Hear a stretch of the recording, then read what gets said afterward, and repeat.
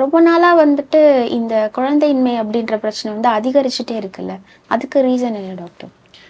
இப்போ அது வந்து நம்ம வந்து 2 விதமா பார்க்கணும். ஒண்ணு வந்து சோஷியலான நம்ம வந்து இப்ப கல்யாணம் பண்ற ஏஜே ரொம்ப ஜாஸ்தி ஆயிடுச்சு. முன்னாடிலாம் 18-20 இயர்ஸ்ல வந்து கல்யாணம் பண்ணிட்டு இருந்தாங்க. ஓகே. இப்ப வந்து 30, 32ல தான் வந்து கல்யாணம் ஆகி செட்டில் ஆறாங்க. அப்படியே கல்யாணம் ஆனாலுமே ஒரு சைல்டு பர்த் அப்படிங்கிறது வந்து ஒரு 3 இயர்ஸ் to 5 இயர்ஸ் வந்து போஸ்ட்போன் பண்ணிடுறாங்க ஓகே. கப்பிள்ஸ். ஸோ அதனால வந்து பிரெக்னன்சி ஆறதுமே வந்து ரொம்ப டிஃபிகல்ட் ஆயிடுது.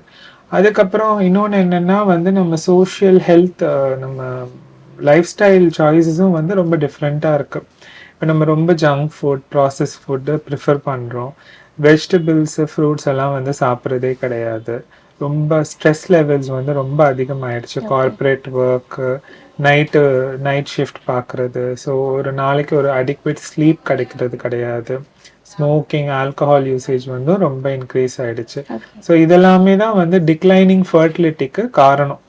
பட் ஆனால் இன்னொரு ஆஸ்பெக்ட்ல பார்த்தோம், எவல்யூஷனரி ஆஸ்பெக்ட்ல பார்த்தோம்னா எப்போவுமே நேச்சர் வந்து எல்லாத்தையுமே வந்து ஒரு கண்ட்ரோல் லெவலில் வச்சுக்க தான் ட்ரை பண்ணும்.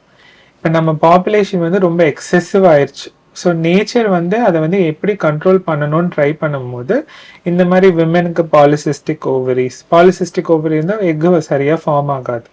மென்னுக்கு வந்து ஸ்பெர்ம் பேராமீட்டர்ஸ் சீமன்ல வந்து ஸ்பெர்ம் கவுண்ட் வந்து குறைஞ்சிக்கிட்டே வருது. இப்போ ஒரு 25 வருஷத்துக்கு முன்னாடி பார்க்குற ஆவரேஜ் சீமன் பேராமீட்டர்ஸும் ஸ்பெர்ம் கவுண்ட்டும் இப்போ இருக்கிறது குறைஞ்சிருக்கு. அதே மாதிரி நிறைய விமெனுக்கு இப்போ பாலிசிஸ்டிக் ஓவரிஸ் வருது. இல்லை நிறைய விமெனுக்கு வந்து எக் கவுண்ட் வந்து ரொம்ப சின்ன வயசுலேயே ரொம்ப கம்மியாயிடுது.